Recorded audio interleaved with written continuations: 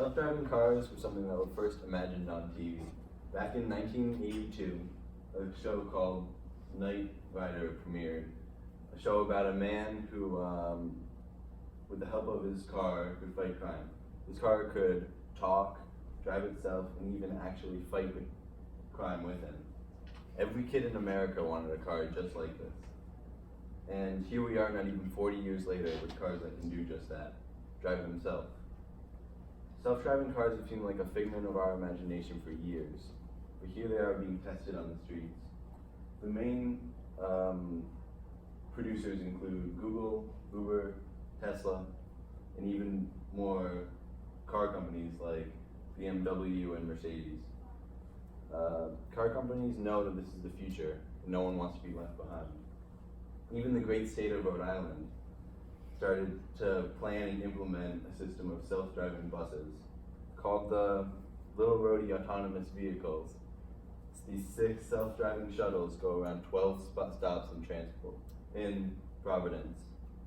They have 30 cameras that help them see 360 degrees around the vehicle. They're able to obey all traffic laws.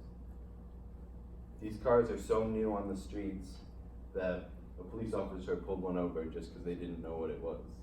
This is actually the first kind of public transport shuttle that's self-driving. There are a lot of considerations before these things become seen on all streets. This is definitely a change that's going to happen, but we have to think about whether or not it's a good one. There are many positives to this change.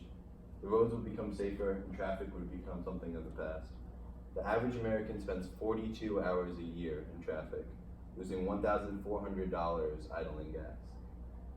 With self-driving cars, traffic congestion would be the thing of the past. There would be no more reckless drivers, and everyone would go to their location at the appropriate speed in the correct way.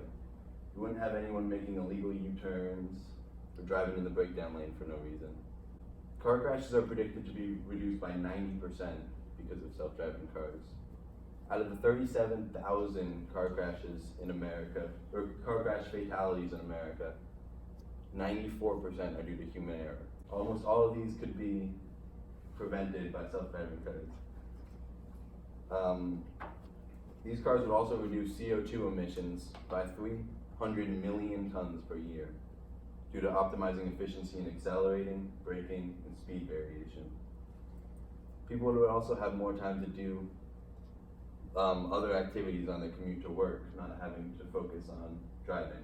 60% of Americans feel stressful to their commute to work. So without having to focus on the road, they could do other things that would better prepare them for the day. This is also possible in public transport, but people feel a lot less comfortable doing whatever they want when not in their own vehicle.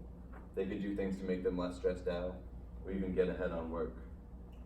With that being said, there are downsides too. Errors in programming are always a possibility. A prime example of this was on March 18, 2018, when a 49-year-old pedestrian woman was hit in Arizona by a tested Uber self-driving car. She was transported to the hospital, where she sadly died that night. The sensors failed to recognize her standing in their way. This error caused Uber to completely halt their self-driving car program for some time, and people feel unsafe to be in and around these vehicles.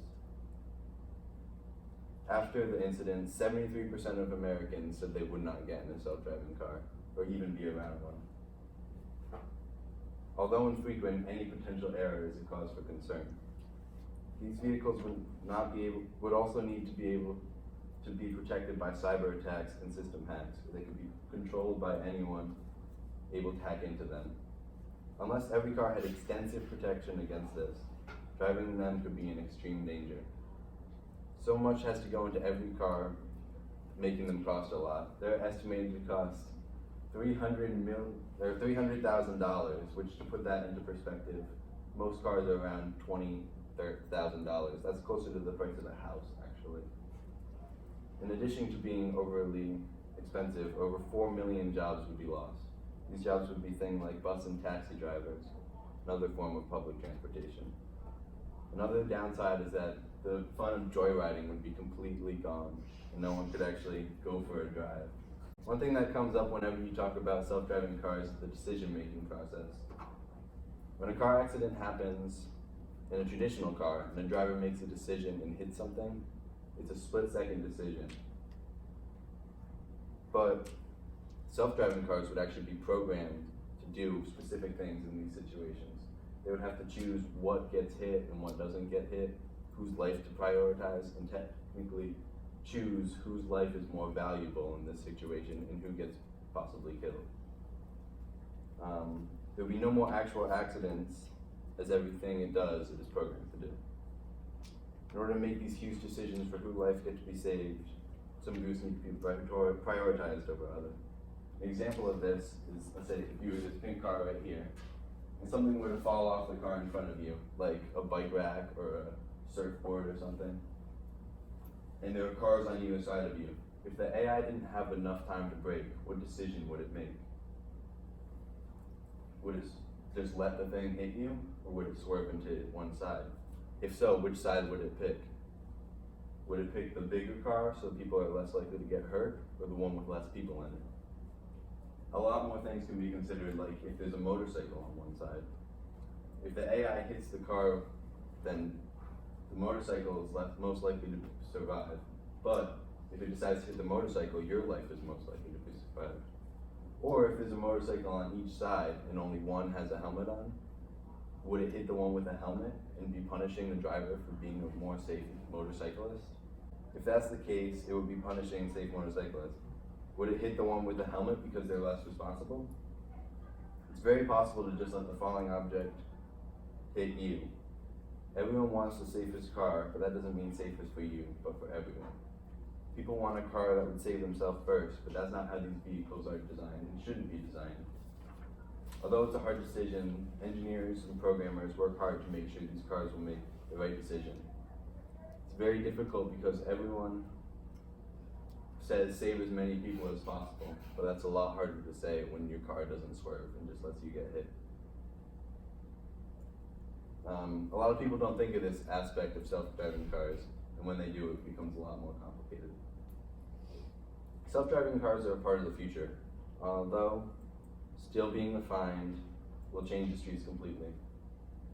Like all things, there are ups and downs, but the safety and convenience it provides seems to outweigh all negatives. We're basically all learning to drive for nothing. Thank you.